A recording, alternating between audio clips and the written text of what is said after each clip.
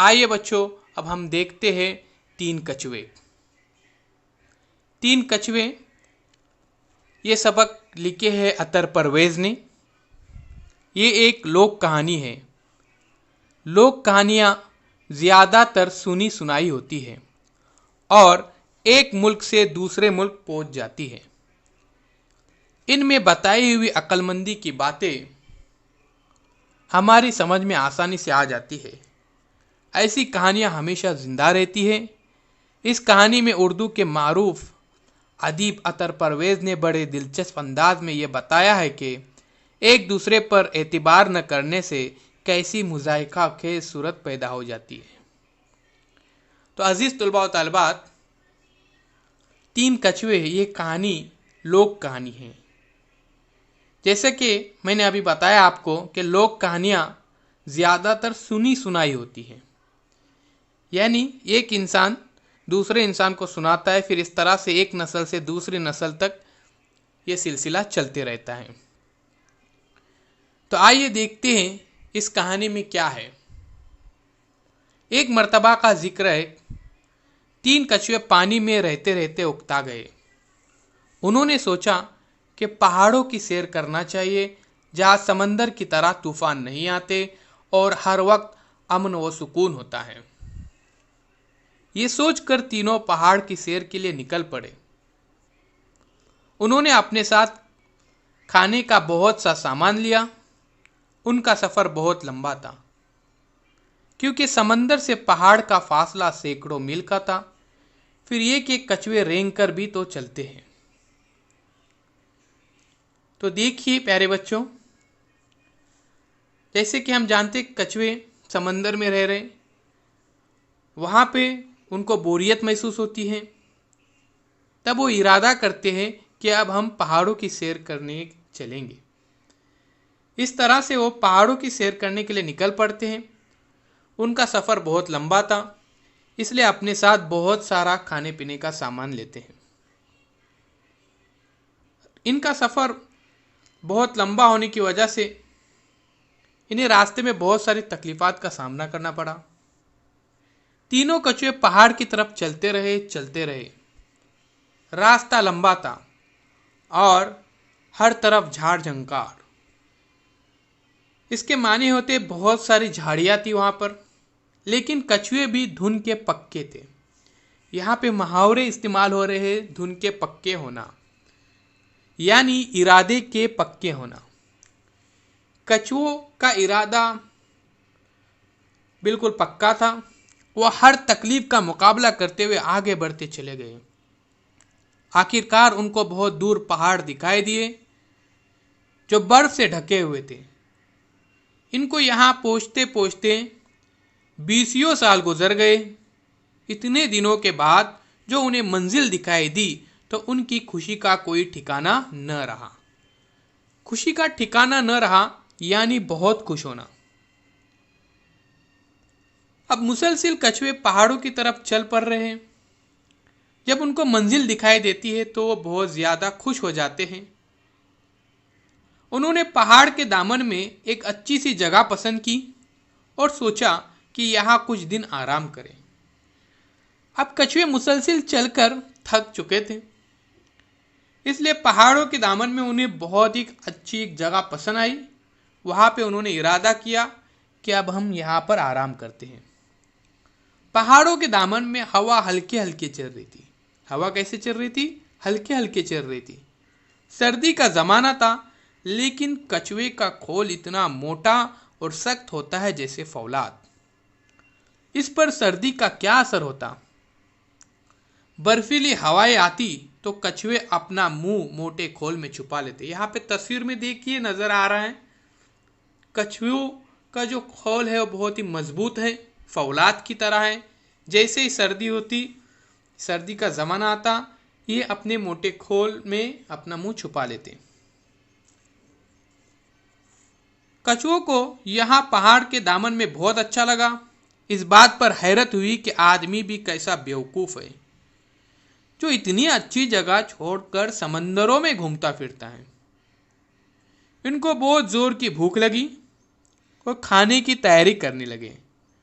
उन्होंने बहुत से बड़े बड़े पत्ते इकट्ठा किए, बड़े सलीके से उन पत्तों पर अपना खाना रखा। अब मुसलसल ये सफ़र कर रहे थे। सफ़र की वजह से इनको बहुत सारी थकावट हो रही थी और साथ साथ बहुत सारी भूख भी लगी थी। जब इन्होंने पहाड़ों के दामन में एक अच्छी सी जगह पसंद किए, तब उन्होंने सोचा कि अभी खाना चाहिए। इसलिए बड़े बड़े पत्ते इन्होंने जमा किए और सलीके से उन पत्तों पर अपना खाना रखे।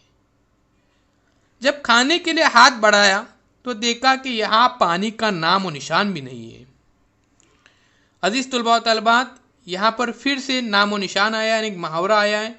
इसका मतलब है मौजूद न होना, यानी वहाँ पे पानी मौजूद नहीं था, हर तरफ बर्फ ही बर्फ है। तब उन्हें ख्याल आया कि अब खाने के बाद पीने के लिए पानी कहाँ से आएगा। फिर अगर पास पड़ोस में पानी मिला भी तो पता नहीं कैसा हो। उनकी आदत समंदर का पानी पीने की थी, और ये बात हमें पता है कि समंदर का पानी कैसा होता है। बिल्कुल सही सोचा आपने, समंदर का पानी नमकीन होता है। इसी से इनका खाना हजम होता था। तीनों कछुए सोच में पड़ गए। उनकी समझ में न आया कि क्या किया जाए। वो एक दूसरे की तरफ देखने लगे। तब बड़े कछुए ने मंझले कछुए से कहा, तुम जाओ और समंदर से पानी ले आओ, फिर हम इत्मीनान से बैठकर खाएंगे। 3 कछुए थे, एक छोटा कछुआ, एक बड़ा कछुआ और जो दरमियानी था उसे मंझला कछुआ कह रहे। मंझला कछुआ बोला, मेरी राय तो ये है कि छोटे कछुए को जाना चाहिए, वो इस वक्त भी खासा चुस्त व चालाक मालूम होता है। मैं तो बहुत थक गया हूं। अब मंझला कछुआ बोलता है कि मैं बहुत थक चुका हूं, इसलिए छोटे कछुए ने जाना चाहिए, वो बहुत ही चुस्त व चालाक मालूम हो रहा है। दोनों कछुओं ने कहा, यह कैसे हो सकता है। छोटे कछुए ने बहुत आनाकानी की, मगर दोनों उसके पीछे पड़ गए और उसकी एक न चली। मजबूर होकर छोटे कछुए को उनकी बात माननी पड़ी। वो बोला, मैं तो चला जाऊंगा, मगर मुझे यकीन है मेरे जाने के बाद तुम मेरा इंतजार किए बगैर खाना चट कर जाओगे। खाना चट कर जाना यानी खाना खत्म करना। यहाँ पे और एक मुहावरा इस्तेमाल हुआ है, आनाकानी करना यानी बहाने करना। छोटा कछुआ बहाने करने लगा, मगर दोनों उसके पीछे पड़ गए और उसकी एक न चली, यानी कोई बहाना उसका कामयाब नहीं हुआ। मजबूर होकर छोटे कछुए को उनकी बात माननी पड़ी। दोनों कछुओं ने कहा, ये कैसे हो सकता है, हम तुम्हारा इंतजार करेंगे और करते रहेंगे। छोटा कछुआ संजीदगी से बोला, मुझे यकीन है कि तुम मेरा इंतजार नहीं करोगे। मगर दोनों ने बड़ी खुशामद की और उससे खूब पक्का वादा कर लिया कि जब तक तुम न आओगे हम खाने को हाथ न लगाएंगे। अब दोनों कछुए छोटे कछुए से वादा करते कि जब तक तुम नहीं आएंगे हम तुम्हारा इंतजार करेंगे, तब तक हम खाना नहीं खाएंगे। आखिर छोटा कछुआ चला गया। अब दोनों कछुए बैठे इंतजार करते रहे। इंतजार करते करते महीने गुजर गए, साल गुजर गए, 10 साल गुजर गए, 20 साल गुजर गए, 30 साल गुजरे, 40 साल गुजरे, यहां तक के 50 साल गुजर गए, मगर छोटे कछुए को न आना था और न आया। अब छोटा कछुआ पानी लाने जाता है। कई साल हो जाते हैं, 10 साल, 20 साल, 30 साल, 40 साल, यहां तक के 50 साल हो जाते, मगर वो पानी लेकर नहीं आता।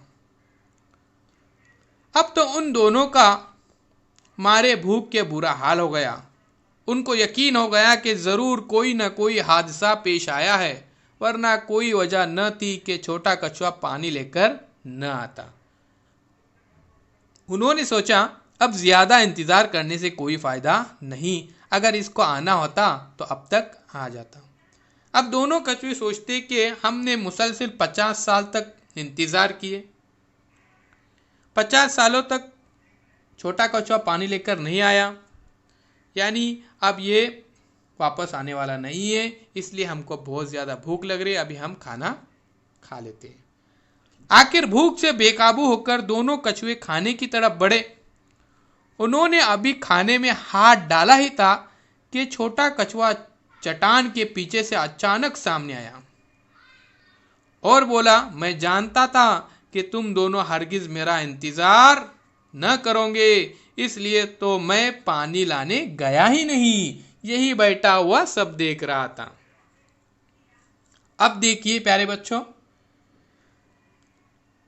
जब छोटा कछुआ पानी लाने के लिए जाता है, क्योंकि उनको समंदर का पानी पीने की आदत थी, पहाड़ों के दामन में उनको पानी नहीं मिल रहा था, तो छोटा कछुआ पानी लाने जाता है। 50 साल हो जाते मगर पानी लेकर नहीं आता। दोनों उसका इंतजार करते हैं और थक जाते हैं और फिर आखिर में खाना खाने के लिए हाथ आगे बढ़ा लेते हैं। जैसे ही खाना खाते हैं, फौरन छोटा कछुआ पीछे से आ जाता है और बोलता है कि मैं पानी लाने गया ही नहीं, यही पर चट्टान के पीछे से मैं पूरा मंजर देख रहा था। दोनों कछुए भूचक्का रह गए, कहते तो क्या कहते। यहाँ पे फिर मुहावरा इस्तेमाल हो गया है, यानी दोनों कछुए बहुत हैरान हुए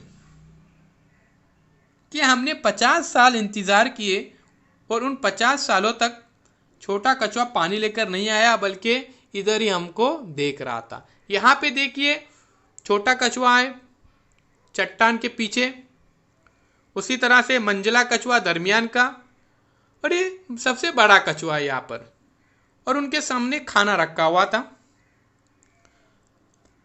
इस कहानी से हमें सबक मिलता है कि हमें एक दूसरे पर एतबार भी करना बहुत ही ज़रूरी है।